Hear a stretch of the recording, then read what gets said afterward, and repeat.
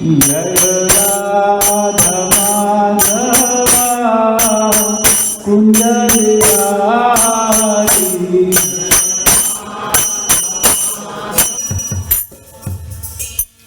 जय ओम विष्णुपाद परमहंस परिव्राजकाचार्य स्तोत्र सत His Divine Grace Shri Vaichanarinde Shri Bhakti Vedanta Swami Srila Prabhupada की अनंत कोटि वैष्णव वृंद की नामाचार्य श्रीलादास ठाकुर की प्रेम से कहो श्री कृष्ण चैतन्य प्रभु नित्यानंद श्री द्वैत गदाधर शिवासादि गौर भक्त वृंद की श्री राधा कृष्ण गो गोपीनाथ श्याम कुंड राधा गोविंद गिरिवर्धन धाम की मथुरा वृंदावन धाम की मायापुर नवदीप धाम की गंगा माई जमुना माई की भक्ति प्रदानी तुलसी महारानी की श्रीमद् भागवतम ग्रंथराज महापुराण की All glories to the assembled devotees.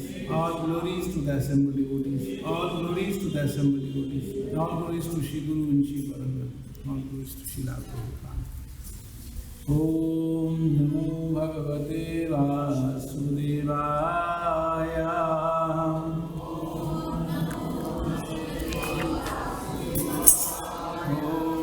नमो भगवते वासुदेवाय।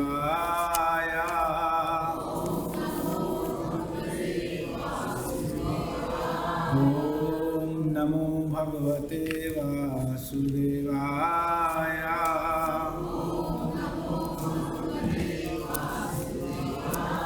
नारायणं नमस्कृत्य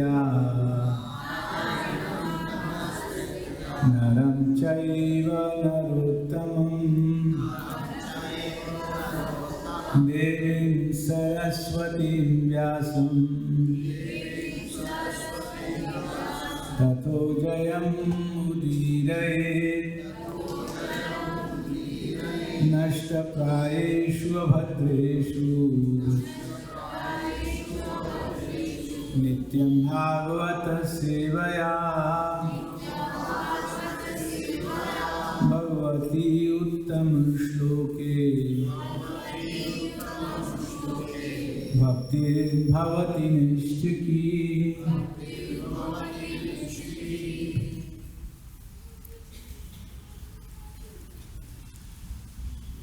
आज श्रीमद् भागवत के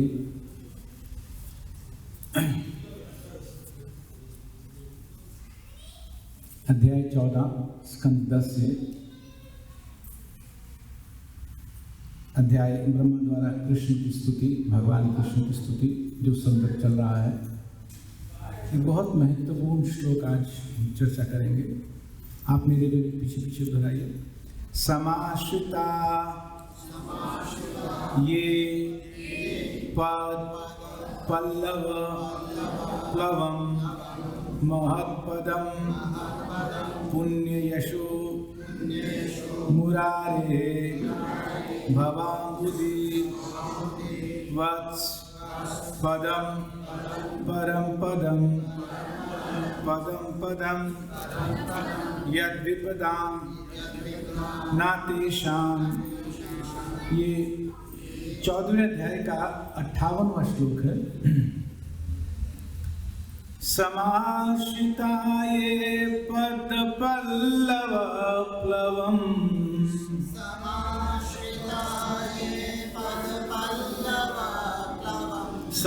समाश्रिताये पद पल्लव प्लवम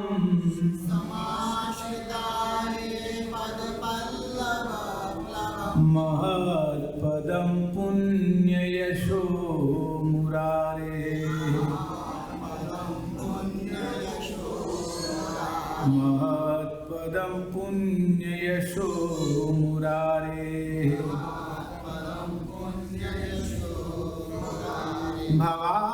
भवाम्बुधिवत्स पदं परं पदं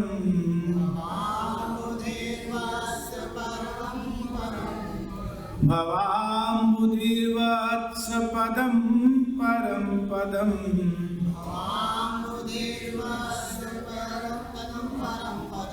पदं पदं यद्विपदां न तेषां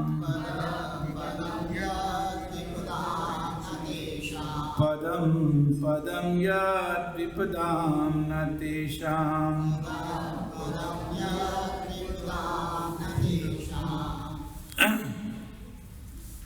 आप शब्दार्थ मेरे पीछे पीछे दोहराइए। क्षमा सुता शरणागत ये जो लोग पद पैरों का पल्लव फूलों की कलियों के समान प्लवम नौका रूप महत संपूर्ण जगत के अथवा महात्माओं के पदम शरण पुण्य अत्यंत पुनीत यशा जिनका यश मुरारे मुर नामक असुर के शत्रु का भव संसार का अम्बुधि सागर वत्स पदम बछड़े का खुर परम पदम परम धाम वैकुंठ पदम पदम पग पग पर यत जहाँ विपदाम विपदाएं न एक भी नहीं तेषाम उनके लिए। अनुवाद एवं तात्पर्य श्री भक्तिवेदांत स्वामी शीला प्रभुपाद के द्वारा किया गया। शीला प्रभुपाद की आप अनुवाद सुनिए। दृश्य जगत के आश्रय एवं मूर असुर के शत्रु मुरारी के नाम से प्रसिद्ध भगवान के चरण कमल रूपी नाव को जिन्होंने स्वीकार किया है उनके लिए यह भवसागर बछड़े के खुर चिन्ह में भरे जल के समान है। उनका लक्ष्य परम पदम अर्थात वैकुंठ होता है जहाँ भौतिक विपदाओं का नाम निशान नहीं होता, ना ही पग पग पर कोई संकट होता है। आप अनुवाद को पुनरावृत्ति करें, मेरे पीछे पीछे आप अनुवाद दोहराइए। दृश्य जगत के आश्रय एवं मूर असुर के शत्रु मुरारी के नाम से प्रसिद्ध भगवान के चरण कमल रूपी नाव को जिन्होंने स्वीकार किया है उनके लिए यह भवसागर बछड़े के खुर चिन्ह में भरे जल के समान है। उनका लक्ष्य परम पदम अर्थात वैकुंठ होता है जहाँ भौतिक विपदाओं का नामो निशान नहीं होता और ना ही पग पग पर कोई संकट होता है। आप तात्पर्य सुनिए। शिला प्रभुपाद की उपयुक्त अनुवाद शिला प्रभुपाद लिखित भगवद गीता यथारूप की टीका से 251 से उद्धृत है। श्रील श्रीधर स्वामी के अनुसार इस श्लोक में श्रीमद् भागवत के इस अध्याय का सार प्रस्तुत किया गया है। भगवान कृष्ण के चरण कमलों को पल्लव कहा गया है क्योंकि वे अत्यंत नम्र तथा गुलाबी रंग के हैं। श्री सनातन गोस्वामी के अनुसार पल्लव शब्द से यह भी सूचित होता है कि भगवान कृष्ण के चरण कमल कल्प वृक्ष के समान है जो भगवान के शुद्ध भक्तों की सारी इच्छाओं को पूरा करने वाला है। श्री नारद जैसे उच्च भक्त जो स्वयं इस ब्रह्मांड के बद्ध जीवों के परम आश्रय हैं भगवान के चरण कमलों की शरण ग्रहण करते हैं। अतः स्वाभाविक है कि जब भगवान कृष्ण वृंदावन के समस्त ग्वाल बालों तथा बछड़ों के रूप में अपने को प्रकट करते हैं तो उनके माता पिता पहले की अपेक्षा उनके प्रति अधिक आकृष्ट होते हैं। भगवान कृष्ण समस्त आनंद के आधार हैं और सर्वाकर्षक होने के कारण हर एक के प्रेम के चरम लक्ष्य हैं। शिला प्रभुपाद की जय। ओम अज्ञानतिमिरान्धस्य ज्ञानाञ्जनशलाकया चक्षुरुन्मीलितं येन तस्मै श्रीगुरुवे नमः। मूकं करोति वाचालं पङ्गुं लम्भयते गिरिं यत्कृपातमं वन्दे श्रीगुरुदीनतारिणं। वाञ्छाकल्पतरुभ्यश्च कृपा सिन्धुभैर्च पतितनां पावनेभ्यो वैष्णवेभ्यो नमो नमः। जय श्री कृष्ण चैतन्य प्रभु नित्यानंद श्री अद्वैत गदाधर शिवासादि गौर भक्तवृंद। हरे कृष्णा कृष्णा कृष्णा हरे हरे राम राम राम हरे हरे।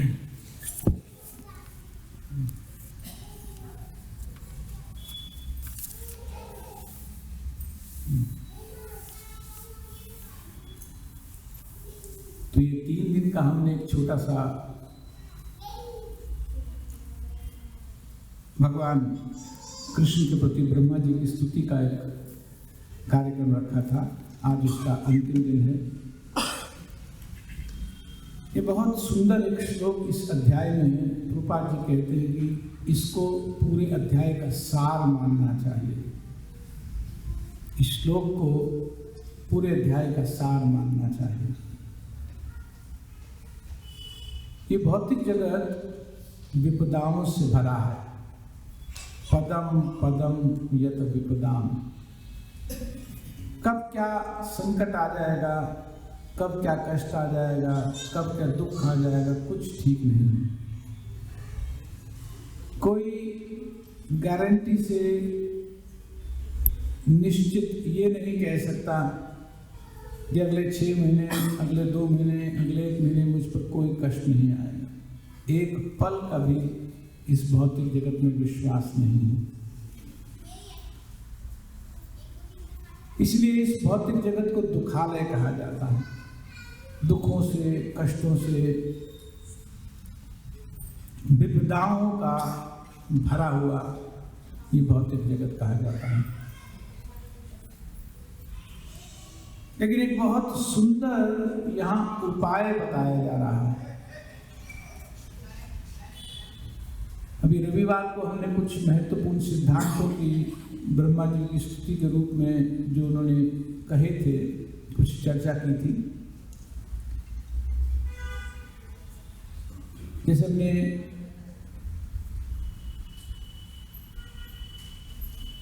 रविवार को चर्चा किया था कि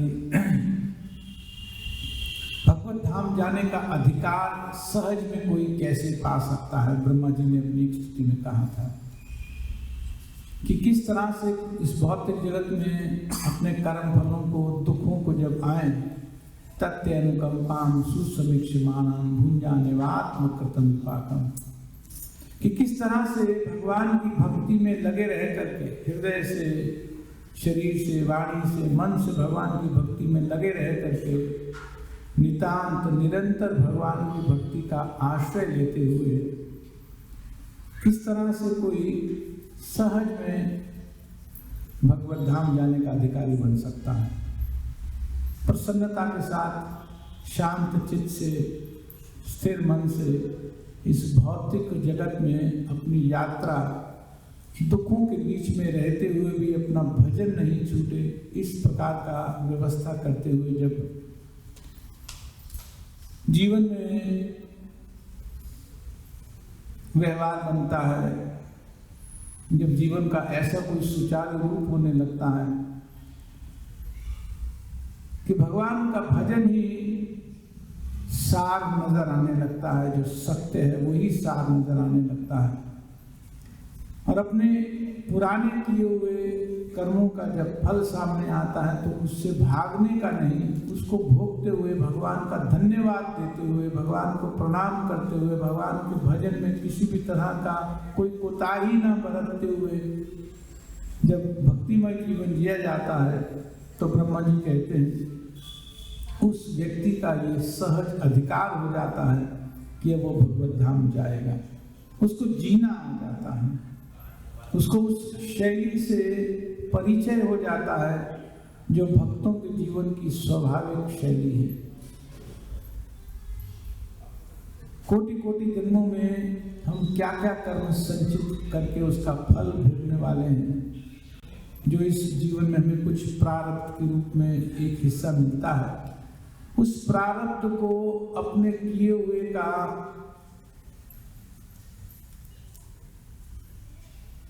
प्रसन्नता के साथ स्वीकार करके उसको भोग लेना, अपनी भक्ति में कहीं बाधा न आने देना। तो ब्रह्मा जी आशीर्वाद रूप में कहते हैं कि ऐसे स्थिर भक्त का ऐसे स्थित भक्त का, ऐसे सुदृढ़ भक्त का इस शरीर छोड़ने के बाद निश्चित भगवत धाम निश्चित है। एक और महत्वपूर्ण सिद्धांत हमने उसी दिन और ब्रह्मा जी की प्रार्थना में से लेकर के डिस्कस किया था कि अपने स्थान पर रहते हुए जिस आश्रम में, जिस वर्ण में हैं,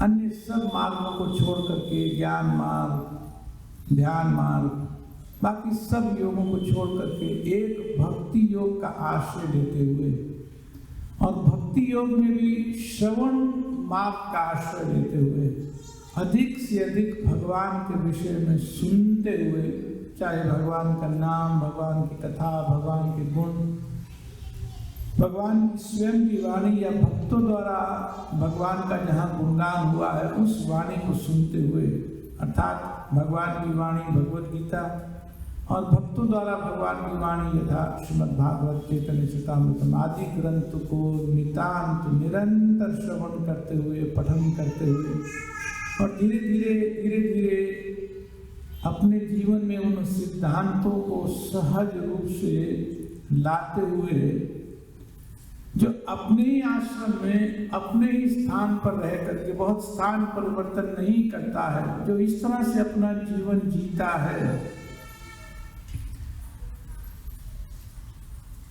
और मन, वाणी और कर्म से सदा सम्मान करता है, भगवान की कथाओं का, भगवान के नाम का सदा सम्मान करता है, बैठता है, सुनता है, ध्यान से, मन से सुनता है, कानों को बहुत ध्यान से इस प्रणाली में लगाता है, श्रवण प्रणाली में लगाता है, तो ब्रह्मा जी कहते हैं कि ऐसा व्यक्ति जो भगवान की कथा को सुनने के लिए ही जीता है, जिसके जीवन का लक्ष्य है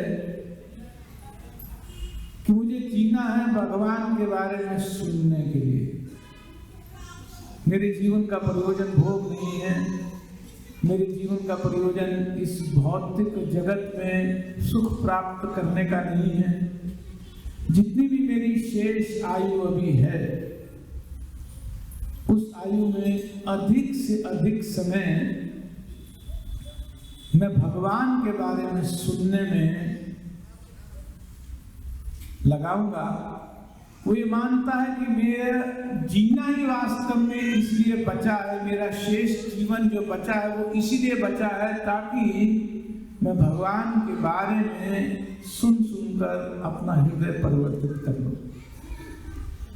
तो जो जीवंती जो इस तरह से जीते हैं, ब्रह्मा जी कहते हैं कि वो आपको जी जाते हैं, वो आपको जीत लेते हैं। भगवान कृष्ण से कहते हैं ब्रह्मा जी कि जो इस तरह से अपना जीवन जी रहे हैं कि वो कथा के लिए ही जी रहे हैं, आपका नाम जप करने के लिए जी रहे हैं, आपका कीर्तन करने के लिए जी रहे हैं, अन्य कोई उनके जीवन का उद्देश्य नहीं है, वो जीते ही बस इसलिए, वो जी इसीलिए ताकि बार बार आपकी कथाएं सुनते रहें। अपने जीवन में आपकी कथाओं को ही महानता, प्राथमिकता देते हुए जो जीते हैं, ब्रह्मा जी कहते हैं हे भगवान वो आपको जीत लेते हैं, वो आपको विजय, यद्यपि आपका नाम अजित है, आपको शास्त्र अजित नाम से संबोधित करता है कि आपको जीता नहीं जा सकता, लेकिन जो इस प्रणाली से जीता है वो आपको जीत लेता है। आपको जीत लेने का अर्थ यह है कि वास्तव में आपके लिए अपने हृदय में बहुत प्रेम उत्पन्न कर लेता है। भगवान अपने भक्तों के प्रेम के वश में होते हैं। भगवान के प्रेमी भक्त जिस तरह से भगवान को चाहे, भगवान उसी तरह से करने को तैयार रहते हैं, जीत जाते हैं। भगवान हार जाते हैं उनसे। क्यों हार जाते हैं? क्योंकि भगवान प्रेम के बस में है। भगवान चाहते हैं कि कोई मुझे अपने बस में करे। भगवान प्रतीक्षा कर रहे हैं कि हम भगवान को अपने बस में करें। भगवान चाहते हैं कि सब मुझसे प्रेम करें। तो वो प्रेम का मार्ग ब्रह्मा जी ने बताया कि जो भगवान की कथा ही सुनने के लिए जीते हैं, भगवान के बारे में अपना जीवन पूर्ण रूप से न्यौछावर करने के लिए, उनका नाम सुनने के लिए, उनका कीर्तन सुनने के लिए, उनकी लीला कथा, उनके गुणगान को सुनने के लिए ही बस अब जिएंगे, ऐसे भक्त ब्रह्मा जी के शब्दों में भगवान को खरीद लेते हैं, भगवान बिक जाते हैं, उनके प्रेम में भगवान बिक जाते हैं। तो उसी श्रृंखला में आज हम एक और श्लोक इस अध्याय का ले रहे हैं, अध्याय 14, ब्रह्मा द्वारा कृष्ण की स्तुति। तो यहां कहा जा रहा है इस भौतिक जगत में जिसको विपदाओं का, कष्ट का, दुखों का आगार कहा जाता है, घर कहा जाता है, कदम कदम पर, पद पद पर जहां पर विपदाएं हैं, इस भौतिक जगत में रहते हुए जिसने नाव का आश्रय ले लिया, कौन सी नाव का, कौन सी बोट का आश्रय ले लिया? पद पल्लव, चरण कमल रूपी नौका का जिसने आश्रय ले लिया। किसके चरण कमल? मुरारे, मुरारी के चरण कमल रूपी नौका का जिसने आश्रय ले लिया। भगवान हरि के, भगवान कृष्ण के, केशव के, गोविंद के चरण कमल रूपी नौका का जिसने आश्रय ले लिया, उस व्यक्ति के लिए ये भव सागर, ये जन्म मृत्यु की अकाट्य श्रृंखला जो कोटि कोटि जन्मों से अकाट्य है, नहीं कट रही है, नहीं कट रही है, नहीं कट रही है, बार बार शरीर, भौतिक शरीर, बार बार जन्म मिलता है इस भौतिक जगत में। ऐसे व्यक्ति के लिए ये जो भव सागर है, भवाम्बुधि, अम्बुधि, अम्बु माने जल और उदुधि का मतलब सागर, ये जो जल का सागर है, कौन सा सागर? भव अम्बुधि, जो भव का सागर है, बार बार जन्म होना और बार बार शरीर छूटना, ये जो जन्म मृत्यु जरा व्याधि का जो नितांत एक श्रृंखला है, यहाँ कहा जा रहा है कि जिसने मुरारी के चरण कमल रूपी नौका का आश्रय ले लिया है। आश्रय शब्द बहुत महत्वपूर्ण, मैं इस पे भी आऊंगा, चर्चा करेंगे आश्रय शब्द का क्या आशय है। तो उसके लिए ये भौतिक जगत, ये भव सागर कैसा हो जाता है? ऐसे तो सबके लिए सागर है, सागर तो कई हजारों किलोमीटर लंबा होता है। कोई चाहे कि मैं इस सागर को तैर करके पार कर जाऊं तो नहीं पार करेंगे, अपने प्रयास से ये भव सागर पार नहीं किया जा सकता। भव सागर या सागर को पार करने के लिए कोई आधार चाहिए, जिस आधार पर बैठ करके ये हजारों किलोमीटर लंबा जो सागर है वो पार किया जाए। तो यहाँ कहा जा रहा है कि वो आधार है भगवान कृष्ण के चरण कमल रूपी नौका, जो इस पर बैठा है, जिसने ये आश्रय ले लिया है, जिन्हें ये आश्रय प्राप्त हो गया है। ऐसे महापुरुषों के लिए, ऐसे भगवान के भक्तों के लिए, वैष्णवों के लिए ये भव सागर क्या बन जाता है, क्या हो जाता है, क्या रह जाता है? तो यहाँ कहा जा रहा है कि गाय के बछड़े के खुर पर बने गड्ढे में जितना पानी आ सकता है, ये सागर सिमट कर बस उतना भर रह जाता है। गाय का बछड़ा इतना सा उसका खुर होता है, एक छोटे से 1-1.5 फीट के, 1.25 फीट के गड्ढे में कितना पानी भर जाएगा? चलते कई बार गड्ढों में पानी होता है, छोटा होता है, हम देखते भी नहीं और पार हो जाता है, सहज पार हो जाता है, बिल्कुल चिंता नहीं होती है कि अरे पानी है, क्योंकि उस पानी की कोई बहुत महत्ता नहीं रह जाती है। छोटे छोटे कई बार गड्ढों में पानी होता है, हम ध्यान भी नहीं देते हैं, बहुत सरलता से पार कर जाते हैं। विश्वास भी इस बात पर करना, ये क्या तंग करेगा, ये तो तंग कर नहीं सकता, ये पानी जरा सा गड्ढे का क्या तंग करेगा। तो ये भवसागर की वही स्थिति हो जाती है उनके लिए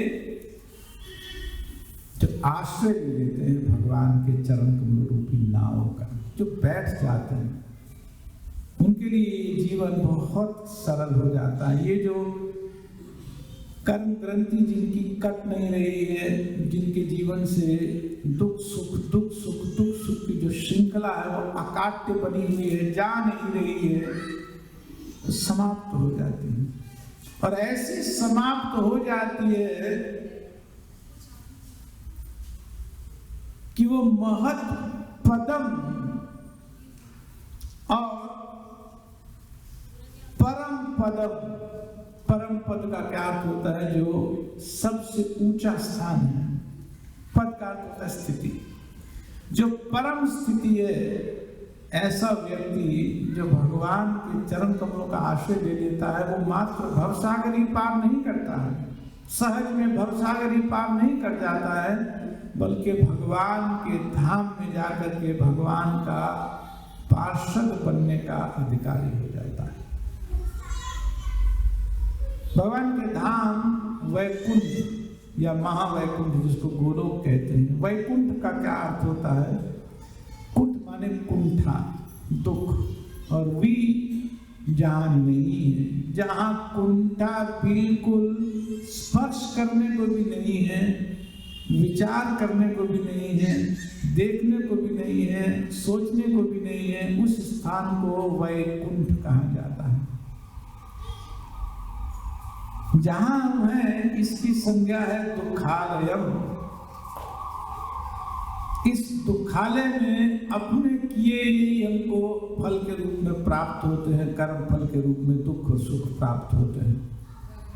लेकिन यहाँ दुख और सुख को प्राप्त करते हुए जब आश्रय बना लेंगे, आश्रय बन जाता है भगवान के चरण कमल रूपी नाव, तो क्या हो जाता है? एक तो यहाँ ये जो दुख है, ये गड्ढे, गोवत्स, गाय के बछड़े के पैर के बने गड्ढे में जितना पानी आता है, बस दुख इतने भर रह जाते हैं। एक तो ये, और दूसरा जीवन में क्या परिवर्तन आता है? दूसरा परिवर्तन आता है कि वैकुंठ बिल्कुल निश्चित है, रखा है। तो कोई कहेगा कि शरीर छोड़ने के बाद वैकुंठ मिलेगा, यहाँ ऐसा नहीं कहा जा रहा है।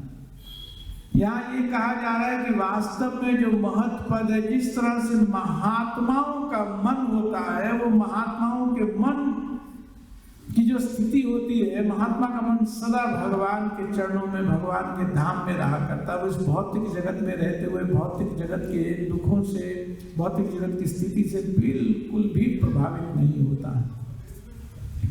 तो ऐसे व्यक्ति का मन महात्मा हो जाता है, महान आत्मा है जिसकी, वो महात्मा जिसकी हृदय की स्थिति बहुत ऊंची हो जाती है, वो यही उस वैकुंठ धाम का अनुभव करता है और शरीर छोड़ने के बाद वो निश्चित भगवत धाम जाता है। शास्त्र में लिखा है, भगवत गीता का श्लोक है कि जिस जिस भाव में शरीर छोड़ा जाता है, जब शरीर छूटता है तो जो मन की स्थिति होती है, जिस तरह का स्मरण होता है, जिस तरह का भाव होता है, उसी तरह का हमें अगला शरीर प्राप्त होता है। यम यम वापि स्मरण भावम त्यजत्यन्ते कलेवरम तम तमेव कौन्तेय सदा तद्भाव भाविता। अगर इस जगत की चिंता में शरीर छूटता है तो ये जगत वापस मिलेगा, इस जगत में ही कोई ना कोई शरीर मिलेगा, निश्चित है। लेकिन अगर शरीर छोड़ते हुए मन ऊंचा हो गया, महान हो गया, महत् हो गया, और चिंतन की कुछ ऐसी श्रृंखला बन गई कि दुख किसी भी तरह के आए, ऐसा सुंदर आश्रय भगवान के चरण कमल रूपी नौका का लिया हुआ है कि दुख दुख है ही नहीं, बस समझ में आता है कि सदा भगवान को स्मरण करना है, भगवान के आश्रय में रह करके जीवन बिताना है।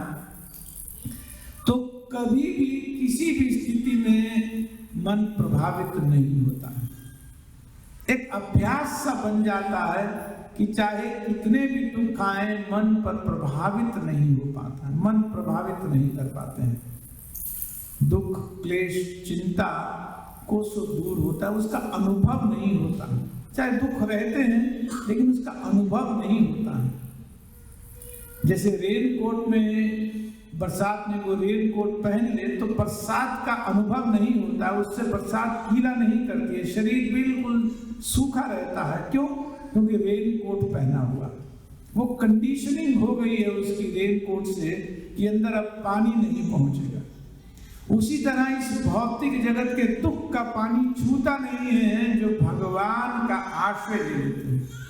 तो मन सदा स्थित रहता है, स्थिर रहता है, भगवान के स्मरण में रहता है, भगवान की भक्ति में रहता है। और ऐसे व्यक्ति को जिसका अभ्यास बन गया है, जिसका स्मरण का भगवान के आश्रय का अभ्यास बन गया है, वो अभ्यास उस दिन अंतिम क्षण, अंतिम श्वास जो इस शरीर का है, उस समय बहुत काम आता है। क्योंकि अभ्यास है और शरीर छोड़ते हुए वो दुख क्योंकि सहन करने का अनुभव है, भगवान के आश्रय में बने रहने का अनुभव है, तो सहज में उस समय भी स्मरण बना ही रहता है। और उस समय अंतकाले च मामेव, भगवान कहते हैं जो शरीर छोड़ते हुए मेरा ही, मात्र मेरा ही स्मरण करते हैं, वो मेरे धाम आते हैं, इसमें कोई संशय नहीं है। तो ये सारे जीवन एक अभ्यास किया हुआ आश्रय का अभ्यास, बार बार जब दुख आए तो आश्रय लेने का जब अभ्यास बनता है, एक तो यहाँ दुख बिल्कुल अनुभव में नहीं आता है, उनका अनुभव नहीं होता है। जैसे गाय के बछड़े के खुर में पानी जैसा जो इस तरह की स्थिति हो जाती है, आराम से हर दुख दूर हो जाता है, हर दुख लांघ लेता है जीव। और यहीं रहते रहते, शरीर में रहते रहते परम शांति का अनुभव करता है, परम सुख का अनुभव करता है, संतुष्ट रहता है मन, विचलित नहीं रहता है मन। और सबसे बड़ी बात, एक अभ्यास अविचलित बने रहते हुए बार बार दुख आने पर भी जब अविचलित रहने का, संतुष्ट रहने का, शांत रहने का जब मन का अभ्यास हो जाता है, तो स्वतः ही शरीर छूटता है शांत अवस्था में। मन की स्थिति बहुत शांत होती है, क्योंकि मन से भगवान न जाए, भगवान से मन नहीं हटता है, इसलिए मन शांत रहता है।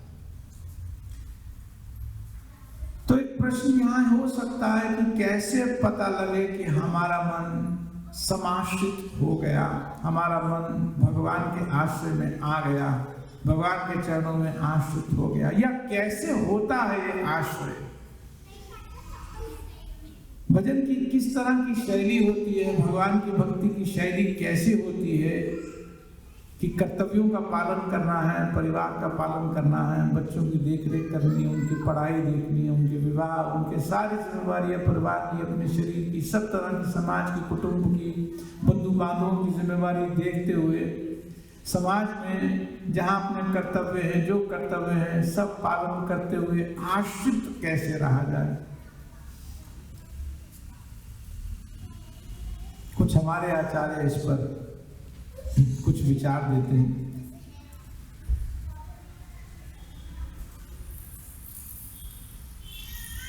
इस भौतिक जगत में हम प्लानिंग बहुत करते हैं, बहुत प्लानिंग, मैटेरियल प्लानिंग बहुत करते हैं।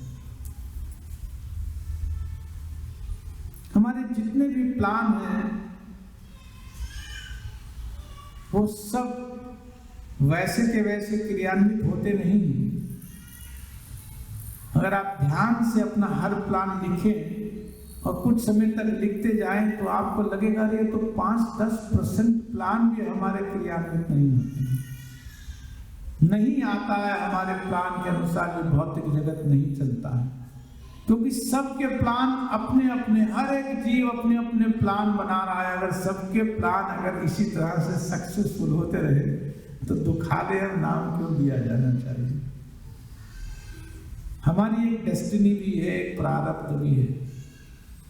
हमारे प्लान बनाते हुए हमको नहीं पता है कि हमारी डेस्टिनी, हमारे प्रारब्ध क्या है, अभी हमें क्या मिलना है। निश्चित है प्रारब्ध हमारा, निश्चित है।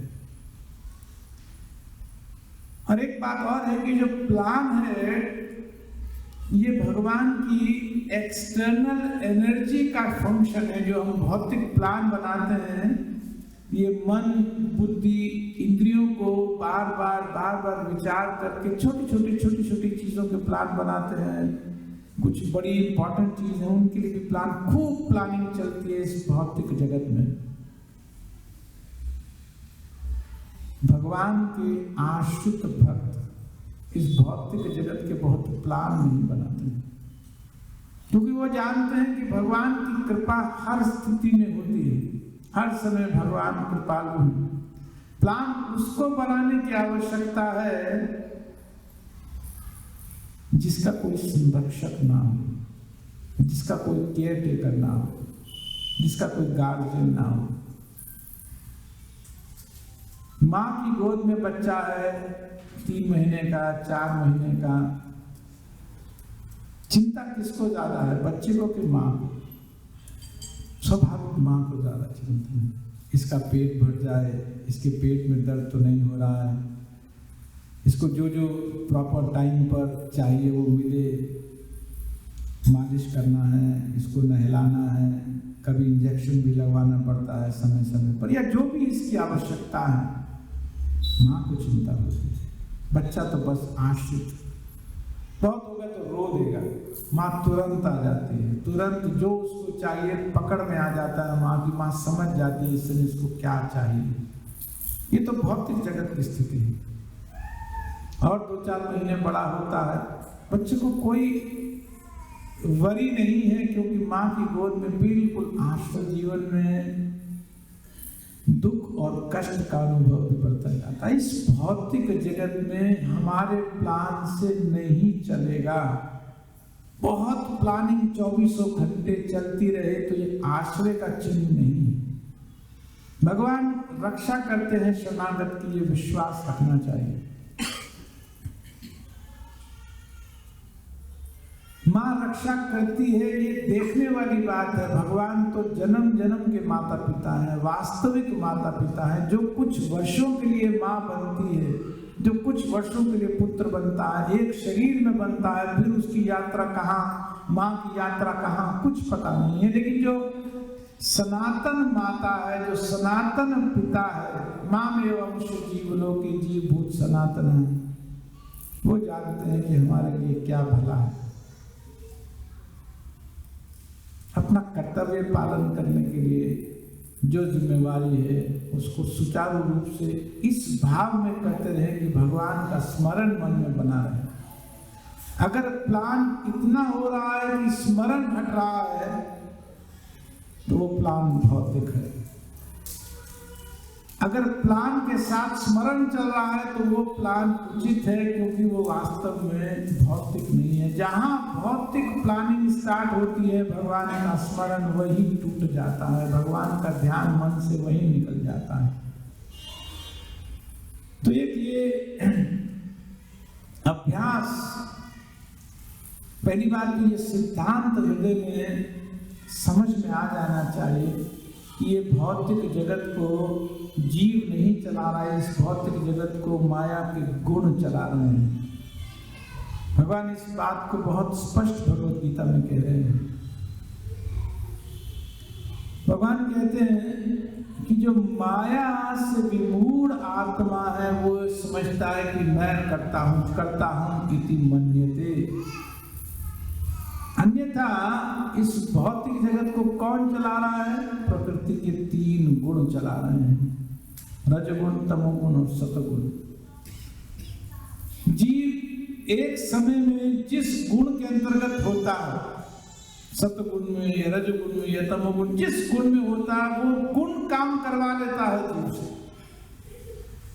हमारी प्लानिंग हम जब कर रहे हैं, हम ये भूल जाते हैं कि हम कर्ता नहीं हैं, we are not the doers. प्रकृति क्रियामानानि गुण कर्माणि सर्वशः। सर्वशः माने हर स्थिति में, विदाउट एनी एक्सेप्शन, हर स्थिति में इस भौतिक प्रकृति में, इस भौतिक जगत में जब कार्य करने वाले हैं वो गुण हैं। गुण काम करते हैं, गुण काम करते हैं, गुण काम करते हैं। जीव अपने को शरीर के साथ आइडेंटिफाई करता है और शरीर गुणों के अधीन है।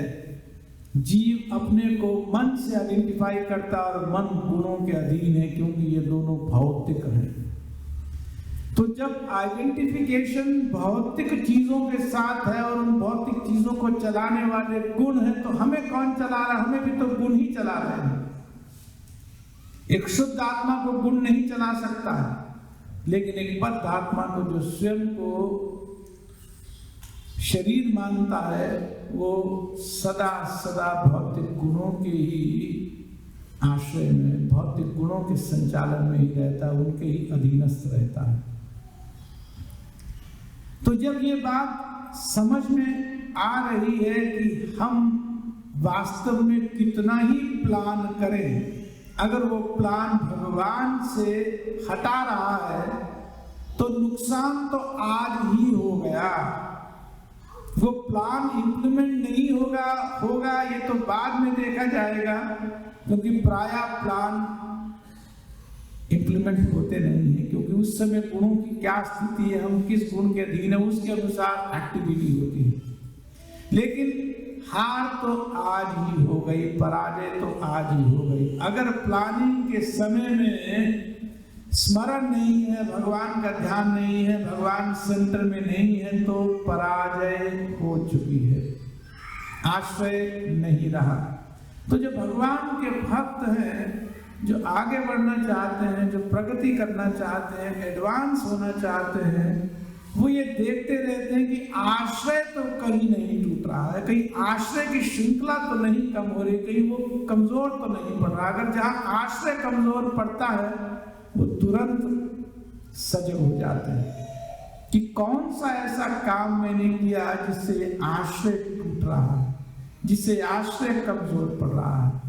तो कहीं ना कहीं भगवान हृदय में प्रेरणा दे करके उसके उत्तर दे देते हैं कि ये काम किया था। और वहाँ आधार में कहीं पर 2-3 चीजें पाएंगे। एक मैंने जैसे प्लानिंग कहा, इस प्लानिंग के बाद जो दूसरी चीज है वो अपने आप को फल से, रिजल्ट से बांध लेना, रिजल्ट ओरिएंटेड हो जाना भगवान के आश्रय से हटा देता है। जब कई बार रिजल्ट पर मन बार जाता है और वो रिजल्ट मन में कुछ उत्तेजना पैदा करता है, कुछ हर्ष की उत्पत्ति करता है, तो ये समझ लेना चाहिए कि भगवान का आश्रय कमजोर हो रहा है। वो समाश्रिता नहीं है, सम्यक आश्रिता मन नहीं है। क्यों? वहां से आश्रय हट गया, रिजल्ट पर मन आश्रित हो रहा है। हमें मिल जाएगा जो हमारे प्रयास का, हमारे प्रारब्ध का फल है, वो मिल जाएगा, मिल ही जाएगा। और वो ही मिलेगा। हमारे रिजल्ट ओरिएंटेड मन की अपेक्षाओं से रिजल्ट डिसाइड नहीं होता है। परिणाम, फल हम डिसाइड नहीं करते। हमारा तो प्रयास फल होता है। प्रयास में कोई कमी नहीं रखनी चाहिए, प्रयास करना चाहिए। प्रयास में समर्पण, आश्रय के साथ भगवान का स्मरण करते हुए इस भौतिक जगत की यात्रा को प्रयास के द्वारा बनाते रहना चाहिए। लेकिन यहाँ रिजल्ट ओरिएंटेड बहुत मन फंसा ही हुआ है पूरी तरह से, वहां से आश्रय टूटता है। तो साफ बात यह है कि हमें इस शरीर के लिए सबसे महत्वपूर्ण बात क्या है वो देखना है। आत्मा शरीर में है, शरीर में रहते हुए आत्मा की प्रगति किस तरह से हो ये महत्वपूर्ण है कि आत्मा का आश्रय नहीं छूटना चाहिए। आत्मा का आश्रय है भगवान के चरण कमल। अगर नौका से उतर गए, सागर पर हैं, 10-20 किलोमीटर नौका का आश्रय लिया और अब नौका से उतर गए तो हम कहां पर हैं? सागर में हैं। फिर वही है जहां नहीं होना चाहिए, वही है। नौका से उतरे तो समझ लेना चाहिए कि उसके बाद सागर है, सागर के जो कष्ट है, तकलीफ है, दुख है, वो सब प्राप्त करने वाले हैं हम। एक तो तैर नहीं पाएंगे अपनी प्लानिंग से, अपने एफर्ट से। ये नौका सहज में हमें पार लगाने के लिए है, भगवान की कृपा है। ये भगवान के चरण कमल कृपा रूपी एक नौका है। इसके आश्रय से नहीं हटना है, इसके आश्रय में लगे रहना है। सुई कहां जा रही है नजर वहां होना चाहिए। कि सुई आश्रय को देख रही है या सुई प्लानिंग को देख रही है। अगर आश्रय की सुई देख रहेंगे बार बार, ये सुई ठीक चलनी चाहिए, अपना मार्ग सही पकड़ना चाहिए, आश्रय नहीं छूटना चाहिए।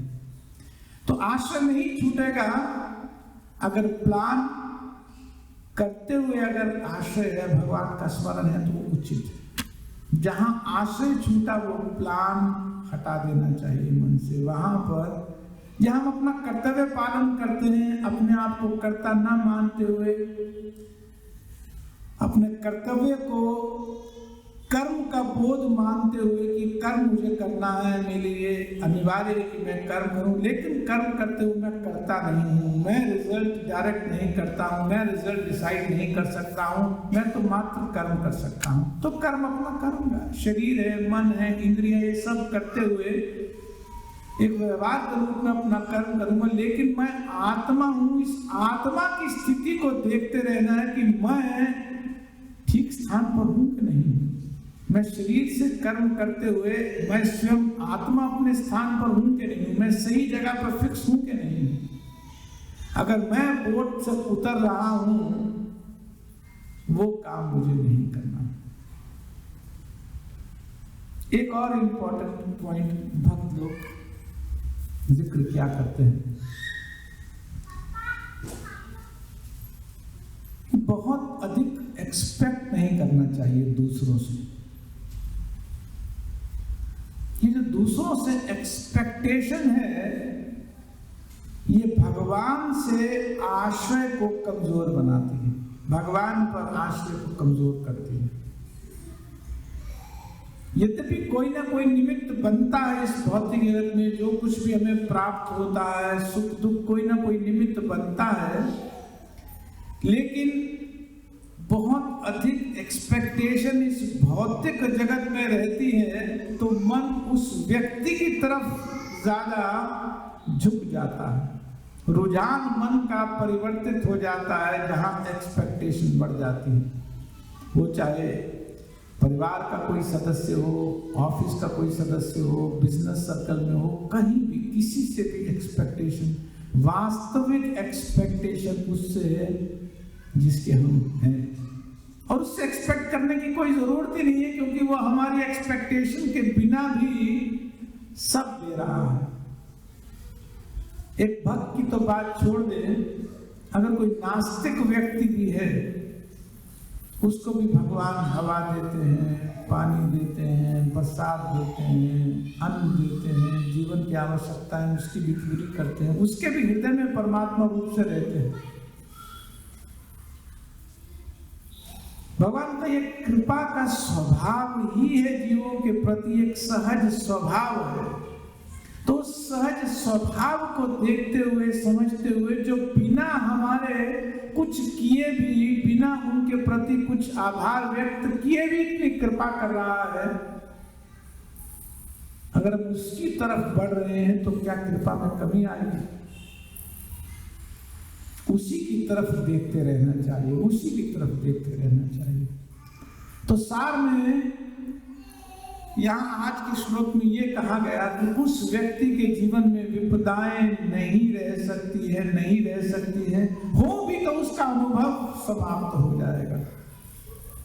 मुश्किलें हो, कष्ट हो, शरीर का कष्ट हो, परिवार का कष्ट हो, धन का कष्ट हो, बच्चों से कष्ट हो, उनका विवाह, देर सवेर, कुछ 50 तरह के अनुभव नहीं आएगा जीवन में। अनुभव एक ही आएगा कि वास्तव में जो मेरे हृदय में बार बार बना रहता है, सदा बना रहता है, वो आनंद का सागर कम नहीं होना चाहिए। बार बार मन तड़पता है। भगवद गीता में एक श्लोक आता है कि जिसको प्राप्त करके और कुछ प्राप्त करने की इच्छा नहीं रहती है, भक्ति में वो स्थिति है, यम लब्ध्वा चा परम लाभम मन्यते नाधिकम तथा यस्मिन् स्थितो दुखेन गुणापि न विचाल्यते। कि भक्ति की एक ऐसी स्थिति हो जाती है, प्रयास करते धीरे धीरे सजग भक्त की एक ऐसी स्थिति हो जाती है कि वो उस स्थिति पर पहुंचकर यम लब्ध्वा, जिसको प्राप्त करके, जिस स्थान को, जिस स्थिति को मन की उस स्थिति को प्राप्त करके, चा परम लाभम ना मन्यते अधिकम तथा, उससे अधिक ऊपर किसी और को नहीं मानता। ये मेरे मन की जो स्थिति इस समय है, ये जो आनंद की स्थिति का मैं अनुभव कर रहा हूं, इससे ऊपर कुछ नहीं है। वो ये विश्वास मान जाता है, उसको अनुभव हो जाता है। यम लब्ध्वा चा परम लाभम, अपर माने ऊपर का, इससे बड़ा कोई लाभ नहीं है। मन्यते नाधिकम तथा, उससे अधिक किसी को नहीं मानता है। और यस्मिन् स्थितो, हृदय की ऐसी स्थिति में, यस्मिन् स्थितो दुखे ना गुरुणा, गुरु से भी गुरु, कोई बड़े से बड़ा भी कोई दुख आ जाए, ना विचार लेते, वो विचलित नहीं होता है। क्यों विचलित नहीं होता? क्योंकि हृदय में तो आनंद भरा हुआ है। विचल वो व्यक्ति होता है जो अंदर से खाली है, जो बाहर से कुछ पाना चाहता है और नहीं मिल रहा है तो विचल हो जाता है। जिसको बाहर से कुछ पाना नहीं है, सच्चिदानंद का हृदय सच्चिदानंद है, उसके हृदय में भी सच्चिदानंद परमात्मा रूप से वास कर रहे हैं, उसके साथ मिलने की पद्धति को, स्थिति को भक्ति कहा जाता है। जो भगवान की इस तरह की भक्ति में लगा हुआ है, वो बाहर से कुछ भी हो उसको विचलित नहीं करता, उसको सुख भी विचलित नहीं करते। ये नहीं कि सुख खाएंगे तो वो विचलित हो जाएगा। क्यों? क्योंकि वो बाहर से प्रभावित है ही नहीं, वो अंदर से इतना रम रहा है, अंदर से इतना प्रसन्न है, इसको बाहर से न सुख का प्रभाव है न दुख का प्रभाव है। ये वास्तव में भक्ति में स्थिति आ जाती है, आनी चाहिए। मनुष्य जीवन इसी के लिए मिला है, इस स्थिति को प्राप्त करने के लिए ही मिला है। क्यों? क्योंकि जब शरीर छूटे तो मन में इतना आनंद रहना चाहिए, इतना आनंद रहना चाहिए, ये विश्वास होता है भक्त को कि भगवान मुझे स्वयं व्यवस्था करके अपने साथ लेकर के जाएंगे। भगवान इस बात को कहते भी हैं भगवद गीता में। भगवान कहते हैं 12वें अध्याय में कि ऐसे लोगों को मैं स्वयं भवामी ना चिराग पार्था मयि आवेशित चेतसाम, कि जो मेरी चेतना में, जो मेरे अपने को सदा मेरी चेतना में आवेशित किए रहते हैं, लगाए रखते हैं। भवामी ना चिराग, चिर का मतलब देर, ना चिराग माने देर नहीं, बिल्कुल देर नहीं करता हूं। भवामी ना चिराग पार्था मयि आवेशित चेतसा तेषाम अहम समुद्धरता मृत्यु संसार सागरात, कि ऐसे लोगों को तेषाम मृत्यु संसार सागरात, इस भव सागर से समुद्धरता, मैं उनका सम्यक उद्धार करने वाला बनता हूँ, मैं उन्हें पार करके ले जाता हूँ। किनको? जो अपनी चेतना को मुझ में लगाए रहते हैं, अर्थात जो आश्रय लिए रहते हैं। तो वास्तव में ये जो आश्रय है, ये एक सूत्र है, ये जीवन में बांधने के लिए, भक्तिमय जीवन में बांधने के लिए बहुत सुंदर एक लक्ष्य है। प्रतिदिन एक एक कड़ी, एक एक इंच इस तरफ बढ़ने का प्रयत्न करना चाहिए। हरे कृष्ण। किसी का कोई संशय, कोई प्रश्न, कोई डाउट, या मैंने कुछ अब सिद्धांत कहा कर्म का ठीक कर सकते हैं? जी जी तो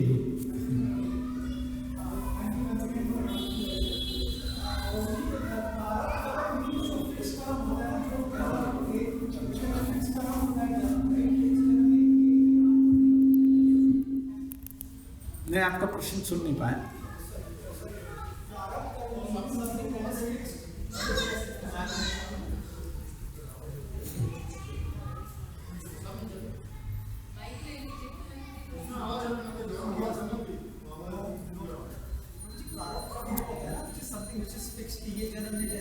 आपको पुत्र नहीं मिलेगा या जन्म में पुत्र मिलेगा, something like that, that's what it is. बता बेटी, प्रभु जी का प्रश्न है कि प्रारब्ध क्या होगा। ठीक है,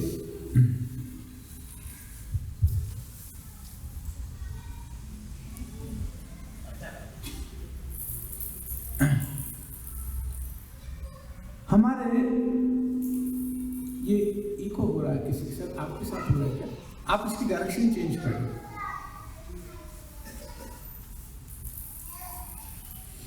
मनुष्य शरीर के अतिरिक्त किसी और शरीर में कर्म फल नहीं बनता है। जो कर्म है उनका फल मात्र मनुष्य शरीर में बनता है, बाकी 80 लाख योनियों में कर्म फल नहीं बनता है। तो 4 लाख मनुष्य की योनियां बताई गई हैं जिनका कर्म फल बनता है, और हर एक कर्म का, चाहे वो पाप कर्म है या पुण्य कर्म है, पाप का पाप फल बनता है, पुण्य का पुण्य का फल बनता है।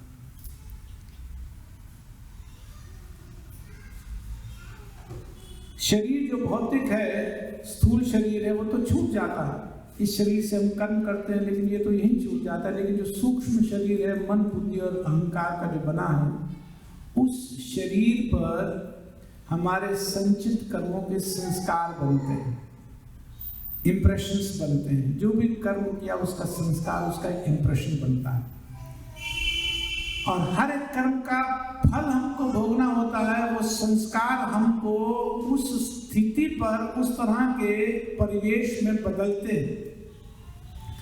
मान लो कोई हमने तमोगुणी कर्म किया, तो हमारे संस्कारों पर तमोगुणी प्रभाव पड़ता है। तो हमने कितने कितने मनुष्यों के जन्म आज तक ले लिए हमें पता नहीं है, और हर एक मनुष्य के जन्म में हमने कोटि कोटि कर्म किए। एक दिन में ही कितने कर्म हो जाते हैं, जिसका फल संचित एक्युमुलेट होता जा रहा है। उन सब का जो फल है वो हमें खाना है, अपना बोया हमें ही खाना है। एक शरीर पर्याप्त नहीं होता है सारे के सारे संचित फलों का भोग करने के लिए। जैसे मान लीजिए आपने बैंक से 50 लाख रुपए का कर्जा लिया है मकान बनाने के लिए, तो अपनी 1 महीने की सैलरी से सारा का सारा 50 लाख रुपए का कर्जा आप नहीं उतार पाए, संभव नहीं है। तो छोटी छोटी EMI करके आप उसको पे करते हैं, कुछ समय में वो पे कर जाते हैं। तो जितने भी हमारे संचित कर्म हैं, उन सब को मनुष्य शरीर धारण करते हुए हमें भोगना पड़ता है। एक शरीर को मिलते हुए जब एक शरीर मनुष्य का मिलता है, तो हमारे कुछ पुण्य कर्मों का फल और कुछ पाप कर्मों का फल हमारे साथ उस जीवन में भोगने के लिए, उस जीवन को चलाने के लिए साथ रहता है, जिसको प्रारब्ध कहते हैं। वो सारा का सारा नहीं है, वो 50 लाख रुपए का पूरा कर्जा नहीं है, एक EMI जैसी एक इंस्टॉलमेंट है, बहुत छोड़ा। तो ये जो प्रारब्ध है, इन प्रारब्धों से ही शरीर चलता है। शरीर मिलता है माने प्रारब्ध भोगने हैं। कौन से? कुछ सुख के प्रारब्ध भोगने हैं, कुछ दुख के प्रारब्ध, कुछ पाप कर्मों का फल भोगना है, कुछ पुण्य कर्मों का फल भोगना है। अब जो शरीर प्रारब्ध के साथ आया, क्या वो कर्म नहीं करेगा? वो भी तो कर्म करेगा। क्या उनका फल नहीं बनेगा? उनका भी फल बनेगा।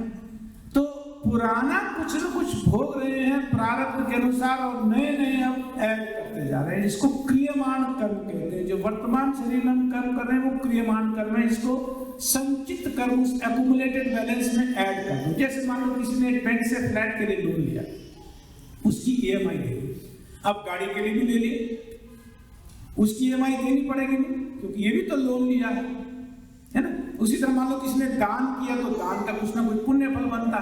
तो हर एक पाप और पुण्य जो हमने अभी किया, इस जन्म में किया, अभी कर रहे हैं, उसको क्रियमाण कहते हैं। वो संचित एक्युमुलेटेड में ऐड होता जाता है, जो अगले मनुष्य शरीरों में हमको मिलेगा, जिसका प्रारब्ध बनेगी।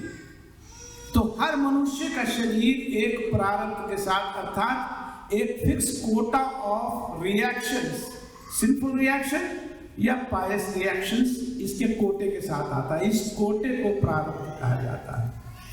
भक्ति में सबसे बड़ी बात क्या होती है, जैसे हमने पिछली बार रविवार को जो श्लोक डिस्कस किया था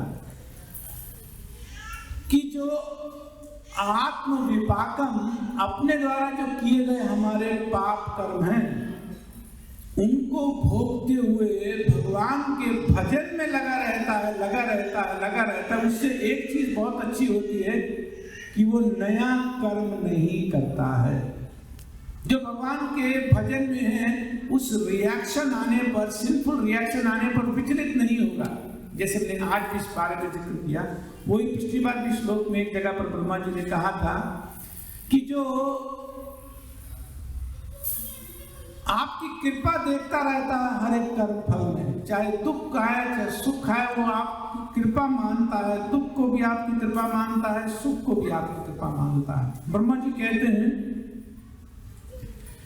कि जो इस तरह से अपना जीवन जी रहा है, दाएं भाग, उसका अधिकार है आपके धाम वापस आने का। तो क्या होगा उन रिएक्शंस का? धाम वापस तब जाएंगे ना जब रिएक्शंस खत्म हो जाएंगे। तो वास्तव में जब प्रारब्ध आराम से वो भोग रहा होता है, तो भगवान कृपा करके संचित कर्मों को भी, जो पुराने कर्म अभी बचे हैं, जो आगे बहुत बहुत जन्मों में उसको मिलने हैं, भगवान कृपा करके एक हैवी डोज उसको दे देते टोकन रूप में, ताकि वो खत्म हो जाए, पुराना बैलेंस खत्म हो जाए और ये भक्त शुद्ध हो जाए। वो जानता है कि अब भोग लेगा इसको। इसके हृदय की, इसके मन की स्थिति इतनी अविचलित अब है कि अब अगर मैं इसको हैवी डोज भी दे दूंगा, इसकी डेस्टिनी, इसकी प्रारब्ध के अलावा भी अगर दे दूंगा, इस पर कृपा करके इसके पुराना सारा स्टॉक खत्म कर दूंगा, तो ये सहन कर लेगा। भगवान उसके हृदय को इतना ऊंचा बना देते हैं। तो इसलिए भगवान भगवत गीता में कहते हैं कि जो मेरे शरण में आ जाते हैं, 18वें अध्याय भगवान भगवत गीता के कंक्लूजन में कहते हैं कि सर्वधर्मान् परित्यज्य माम एकम शरणं व्रज। वही शरण की बात, आश्रय की बात जो यहाँ कही जा रही भगवान भगवत गीता में कहते हैं कि जो सब छोड़ करके मेरे शरण में आ जाते हैं, हम तुम सर्व पापेभ्यो मोक्षयिष्यामि, मैं उसके सब पाप, उसके फल सब समाप्त कर देता हूं। चिंता की बात नहीं। कैसे समाप्त कर देते हैं? भगवान कृपा करके टोकन रूप में उसको सारा का सारा साफ कर देते हैं। क्यों?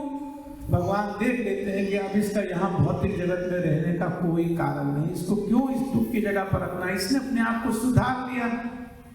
अगर हम सुधर गए, भगवान की भक्ति करने का अर्थ होता है, आश्रित होकर के भक्ति करने का अर्थ होता है कि अब हमारा सुधार हो गया। इस भौतिक जगत में जीव आता ही सुधरने के लिए।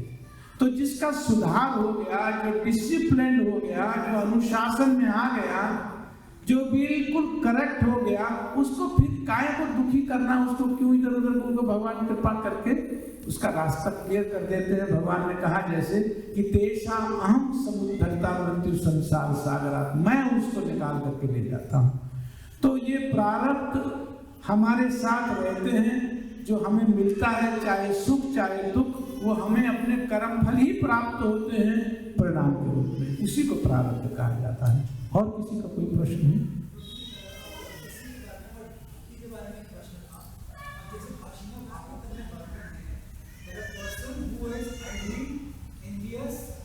Proud of violence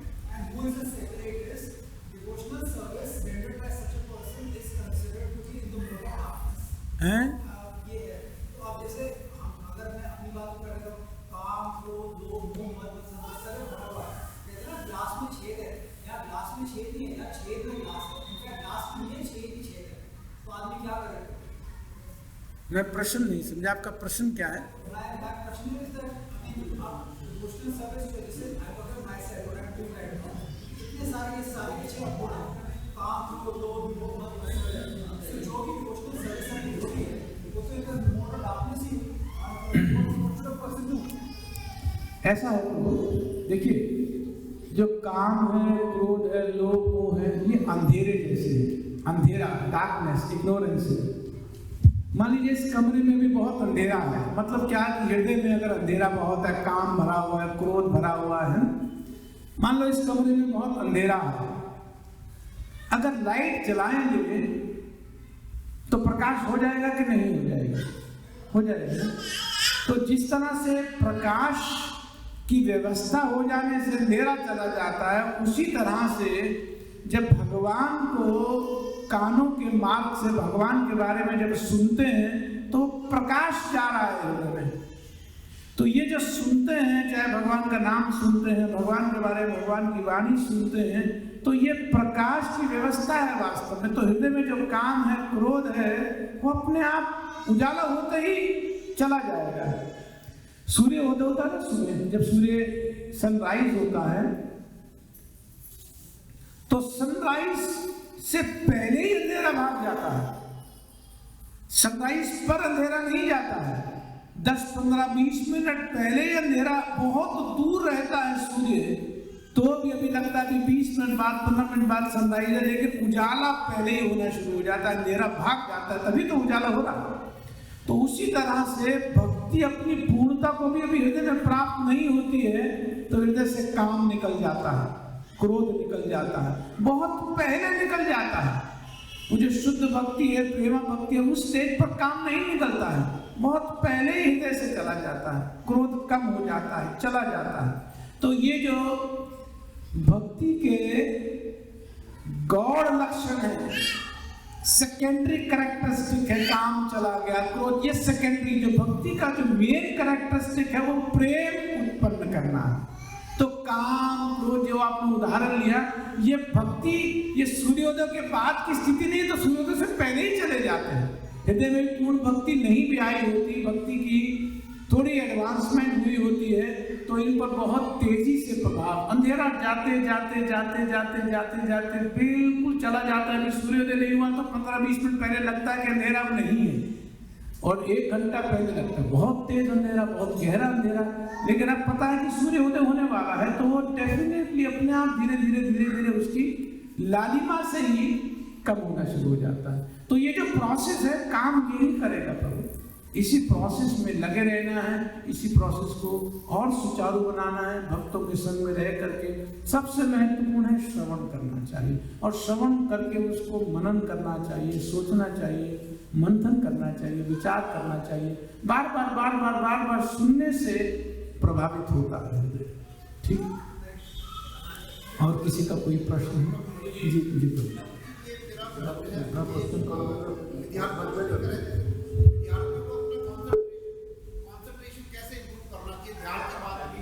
हैं?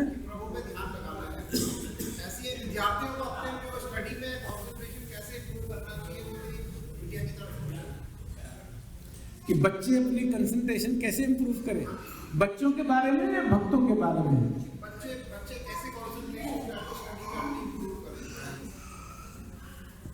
डिफिकल्ट क्वेश्चन है। बच्चे कंसंट्रेशन कैसे इंप्रूव करें? कई तरह के उपाय हो सकते हैं। सुबह जल्दी उठा करें, सुबह का जो पढ़ा हुआ याद रहता है, कुछ एक्सरसाइज फिजिकली अपने आप को इन्वॉल्व करें, कुछ योग करें, प्राणायाम करें, फिजिकल एक्टिविटी कुछ ज़्यादा करें तो कंसंट्रेशन इंप्रूव हो जाता है। थॉट्स आती है, जैसे आपने थॉट्स को कैसे कंट्रोल करते हैं? नहीं, बच्चों को थॉट आती है या हम लोगों को थॉट आती है? बच्चों को भी आती है। आपके टाइम पे जो बच्चे स्क्रीन बहुत ज़्यादा देखते हैं, बच्चे क्या करते हैं? स्क्रीन जो है जैसे लैपटॉप है, हाँ, जब वो उनके आगे ये कलयुग का चिन्ह है।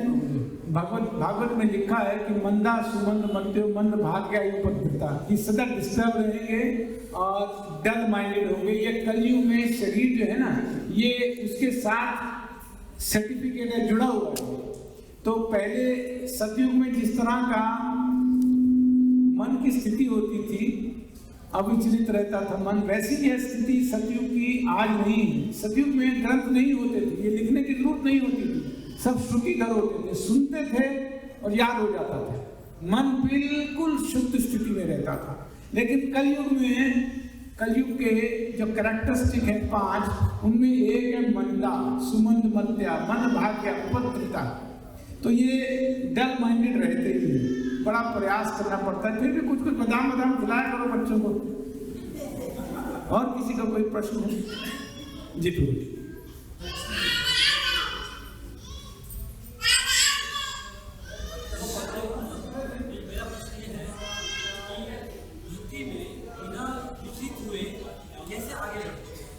प्रभु जी का प्रश्न है कि भक्ति में बिना विचलित हुए आगे कैसे बढ़ना चाहिए।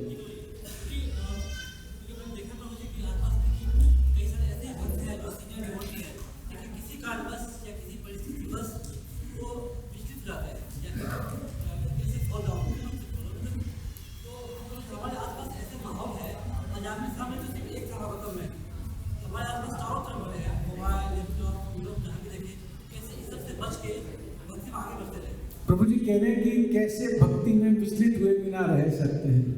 आज की क्लास में दोबारा कहता हूँ, जो जो पॉइंट कहे वो आप दोबारा से रिवाइज करो। वो इन्हीं पर तो कहा था कि बिना विचलित हुए आश्रय कैसे लेना है।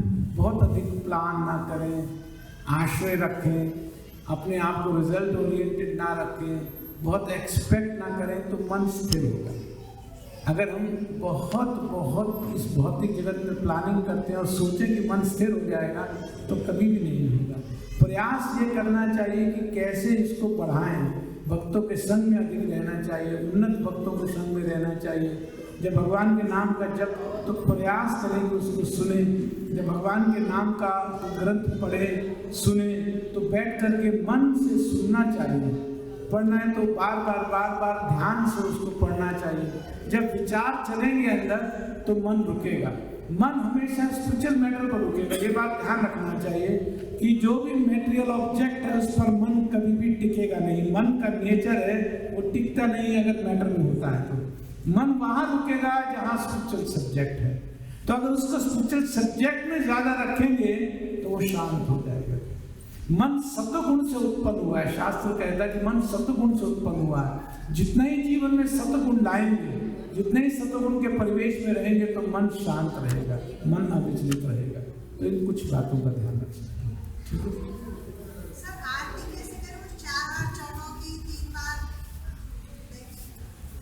प्रभु जी आप इनके प्रश्न का उत्तर दीजिए कि आरती कैसे करनी चाहिए, 4 बार चरणों की कैसे कैसे करनी चाहिए, आप थोड़ा बताइए। तो आरती अगरबत्ती जो है, सबसे पहले अगरबत्ती नाभि से ऊपर नहीं जाना चाहिए। अगरबत्ती चरण में 4 बार, नाभि में 3 बार, नाभि से ऊपर नहीं जाना चाहिए। और जो जोत तो हम दिखाते हैं, तो चरण में 4 बार, नाभि में 2 बार और भगवान का सिर पे 3 बार। फिर उस वक्त पूरा शरीर में 7 बार। ठीक है प्रभु जी, एक प्रभु जी का क्वेश्चन है। हाँ जी प्रभु जी, ये क्वेश्चन नहीं है। जो पिछले 60 मिनट में आपने जितना कुछ आपने ज्ञान दिया है, प्रैक्टिकली के टास्क कर दिया, तो आपको सबकी तरफ से और मेरी तरफ से बहुत बहुत चरण वंदना है, बहुत चरण वंदना। दूसरा प्रभु जी ये प्रार्थना है कि ये सारी चीज आत्मसात करने के लिए ये जरूरी है कि हम इसका अभ्यास या इसको बार बार श्रवण करें। तो एक प्रभु जी इसका ये बना रहे हैं वीडियो, ऑडियो वीडियो शायद, तो इसको अगर हमारे ग्रुप में डाल दिया जाएगा तो बहुत बहुत कृपा होगी। वो जो गुड़गावा का एक ग्रुप है ना जी, बहुत बहुत धन्यवाद। और फिर एक आपको बहुत बहुत कोटि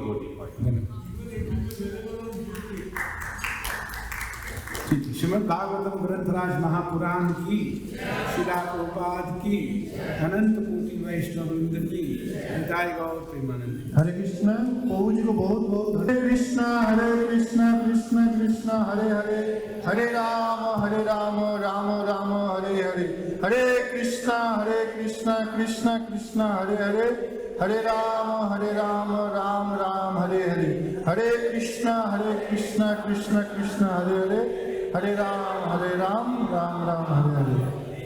तो प्रभु जी को बहुत बहुत धन्यवाद।